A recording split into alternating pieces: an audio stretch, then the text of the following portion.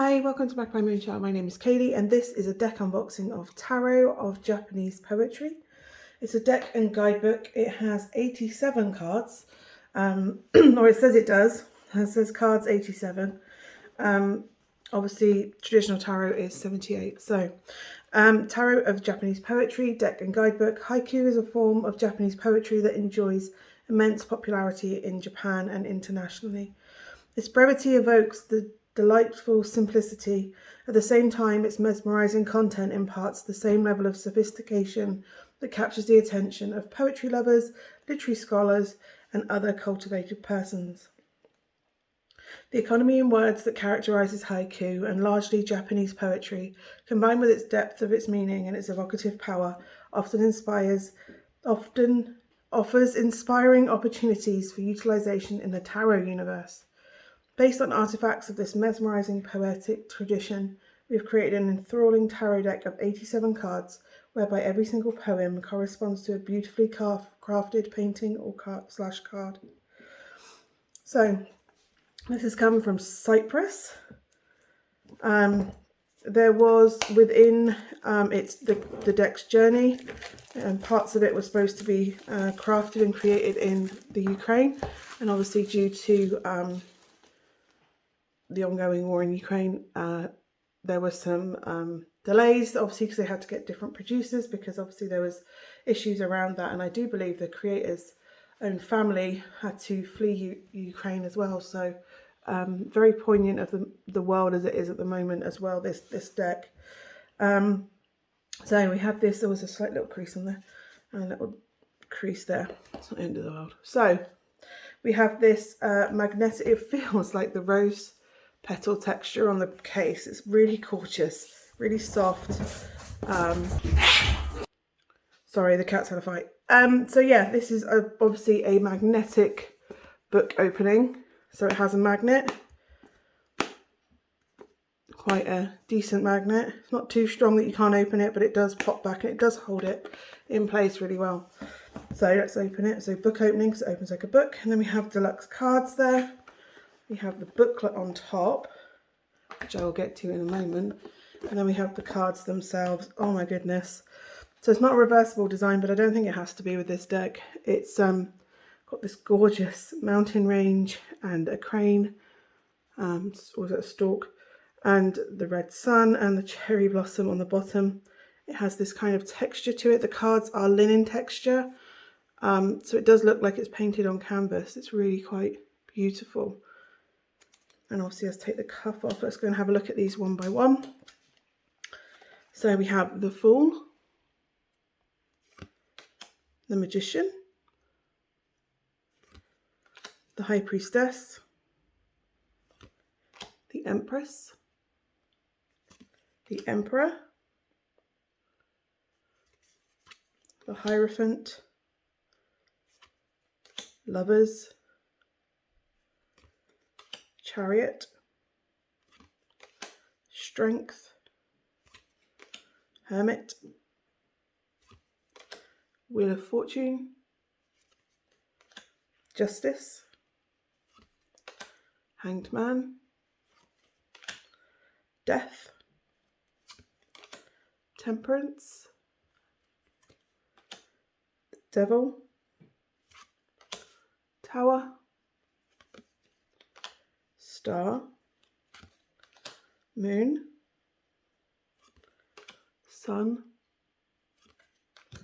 Judgment, World, Day Before Autumn, Day Before Spring, Day Before Summer, Day Before Winter, Ace of Autumn, Two of Autumn, Three of Autumn, Four of Autumn, 5, 6, 7, 8, 9, 10, the Knave of Autumn, Princess of Autumn, Knight of Autumn, Queen of Autumn, and King of Autumn. Then we have the Ace of Spring, 2 of spring, 3, 4, 5, 6, 7, 8 of spring, 9, 10. And then we have the knave, princess, knight, queen, and king. And then we have the ace of summer, the 2 of summer, 3 of summer, 4, 5, 6, 7, 8, 9, 10 of summer, knave of summer, princess, the knight, the queen, beautiful, and the king, wow. Then we have the ace of winter, the 2 of winter, the 3 of winter, 4, 5, the 6 of winter. I think the 6 might be swords in this one. Winter might be swords. 7, 8, 9, and the 10 of winter 1, the 10 of winter 2. Then we have the knave of winter, the princess of winter, the knight, the queen, the king of winter, and then there's a card that is Tarot of Japanese Poetry, which obviously can go on the top or the back. So, as I said, these are linen textured cards. They feel very similar in texture to Playful Heart Tarot, and they are thin material, but they do, if you bend them, they do tend to hold their shape. Really good quality cards. Let's see, I'll riffle shuffle them. As you can see, they just stay straight when you do that. Not every deck does that. Some often bend and bow as you do that. These aren't doing that. I'm trying to do them the same direction to see if they kind of ever do, but they don't. They stay straight, which is amazing because, like I say, not all decks do that. Oh, that's me rather than them not riffling. Maybe they don't like that. We'll stop doing that then, shall we? And then obviously hand over shuffling. They're doing it really well, smoothly, really, really easily. Just sliding over one another. I could easily pull one card out of anywhere. In that way. They do want to move. They're not super slidey, but they do want to move and they do want to play. And obviously if you did a wash, they would wash over each other beautifully. So that obviously depends on what style shuffling you do, but it would be good for any style shuffling. So there we go. That's the deck. I'll pop that back in the box. Let's have a look at the guidebook. So we have Companion Book of Tarot of Japanese Poetry by Elena and V Ad Veritatum. There we go. So we have a contents page, and we have an introduction about haiku, a brief history of haiku poetry, and then deck structure and cards, and then we have the major arcana, 0 to 20, and then obviously it's describing each of the suits. So yes, winter is swords. So we have autumn as pentacles, spring as cups, winter as swords, and summer as wands.